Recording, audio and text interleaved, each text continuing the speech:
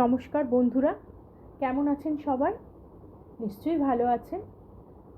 আজকে আমি সংহিতা সম্পূর্ণ ভিন্ন আরেকটি টপিক নিয়ে আপনাদের কাছে হাজির হয়েছি। আজকের বিষয় হচ্ছে স্বামী স্ত্রীর মধ্যে পারস্পরিক বোঝাপড়া। স্বামী স্ত্রীর মধ্যে পারস্পরিক বোঝাপড়া থাকাটা অত্যন্ত জরুরি, কারণ বর্তমান যুগে সবাই খুব ব্যস্ত।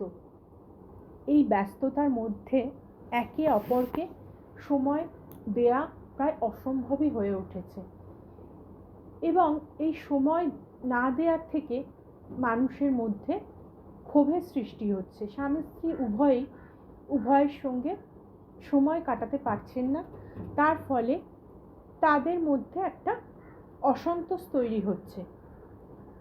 তাই আমি বলবো যে কোয়ালিটি টাইম কাটানোর দিকে জোর দেওয়াটা অত্যন্ত জরুরি।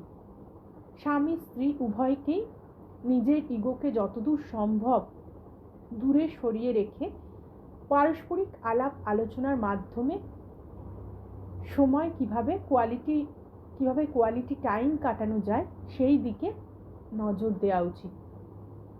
সবাই আজকাল অত্যন্ত দ্রুত দৌড়চ্ছে, সব দিক দিয়ে তারা প্রচণ্ড ব্যস্ত। তাই নিজেদের সমস্যাগুলো যদি আমরা নিজেদের মধ্যে মিটিয়ে নিতে পারি, তার জন্যে দরকার কথা বলা, পারস্পরিক কথা বলা।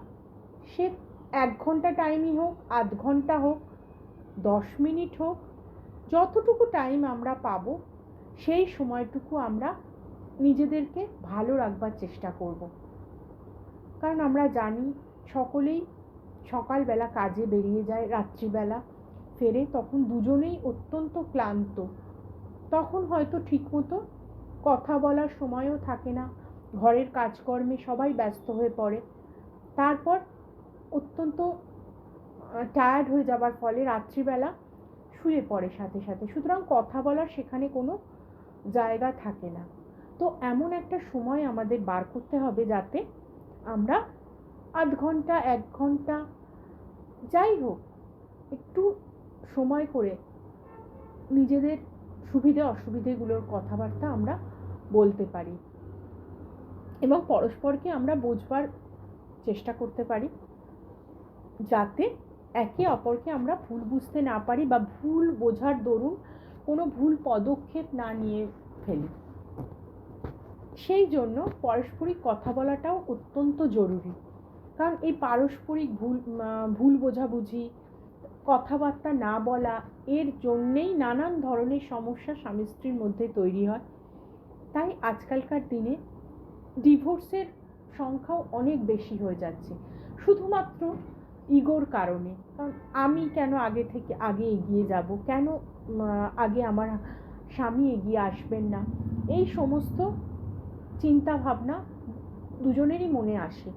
কিন্তু আমি বলবো যে এই সমস্ত চিন্তা ভাবনা সব কিছুকে দূরে সরিয়ে রেখে একটা সুস্থ স্বাভাবিক সম্পর্ক গড়ে তোলার জন্য নিজের মনে যা কিছু আছে, যা কিছু প্রশ্ন আছে, তার উত্তর পাবার জন্য পারস্পরিক আলাপ আলোচনা মাধ্যমে,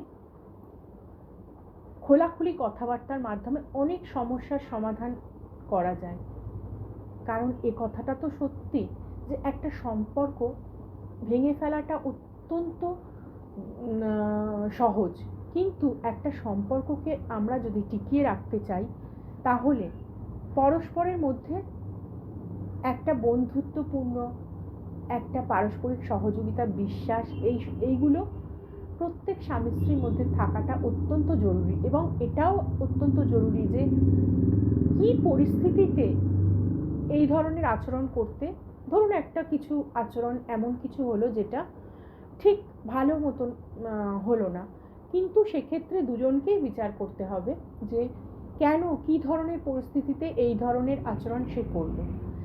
জানি বর্তমান পরিস্থিতিতে এই সমস্ত ঠান্ডা মাথায় বিচার করা যায় না, মানুষ পারে না করতে, কিন্তু তবুও আমরা যাতে নিজেদেরকে ভালো রাখতে পারি তার জন্য আমাদের নিজেদেরকেই এগিয়ে আসতে হবে, নিজেদেরকেই চেষ্টা করতে হবে। এবং এই চেষ্টা যদি আমরা একটু একটু করে করতে পারি, তাহলে আমার মনে হয় শুধু স্বামী স্ত্রী কেন, সমস্ত সম্পর্কগুলোই অনেক সুন্দর হয়ে উঠবে। ভালো থাকবেন সবাই। আজকে এটুকুই। নমস্কার।